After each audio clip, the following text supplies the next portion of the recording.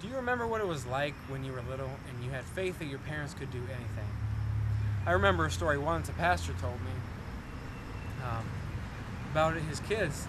Whenever they would go to the ATM and just get money, they would. The parents would say sometimes, we don't have the money for this or that, and they said, well, sure you do.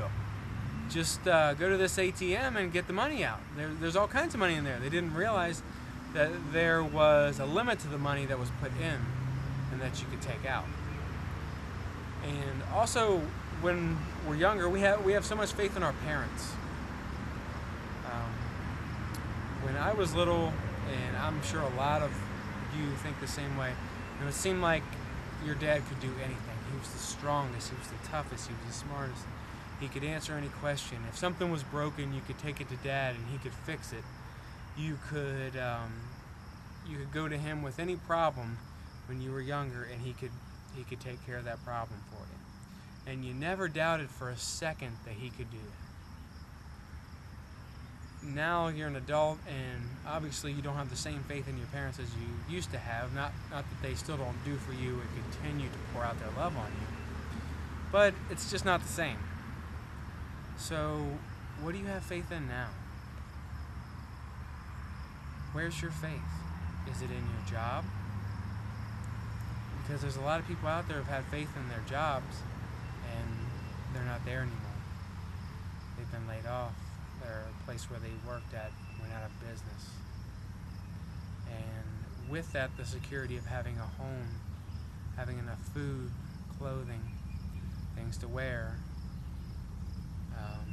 having a safe, warm environment where you can be in, away from all the rain, the cold, the snow, it's gone. And if they had their faith in their home, we've seen recently with so many floods and earthquakes, hurricanes, typhoons, all over the world, not just here in the United States, that having faith in those things, they can be taken away in the blink of an eye. You have your faith in your retirement, your 401k, your bank account. Those things are not going to last forever. The stock market has obviously gone down quite a bit from where it was in its peak days. You can put your faith in your family, in your friends. I mean, it's really good to have friends and family you can count on. But what do you do at times when they're asleep or they're on vacation or they can't be there right that second to help you deal with this difficult circumstance? So who do you go to? What do you do? Or what if you put that same faith that you had as a child in your parents into God? The Bible says if you had the faith of a mustard seed, which is the smallest of all seeds, that you could tell a mountain to go and throw itself into the sea and it would do it. Now, we have got to go to a place we have our faith in God. Where He's where we trust. He's the one we count on to provide for everything. And we can't count on ourselves. We can't count on a job. We can't count on money, friends, or family. Because they're not always going to be available. But God is. God's available 24 hours a day, 7 days a week, when you're asleep, when you're awake. And God is perfect. He's someone you can always count on. The Bible says that God is not a man that He would lie. That means we can trust God to do the things that He says that He would do. And what did He say that He would do? Where do we find things like that? We look in the Bible. We look there for the promises that God has laid before us. God says, I will never leave nor forsake you. He says that nothing is impossible with God. He says that, are you not worth more than a sparrow? Are you not worth more than the fields that I cover in grass? You know, that He puts that much value in you. That He will see to meet your needs. That He will feed you, He will clothe you. He'll provide for you each and every single day.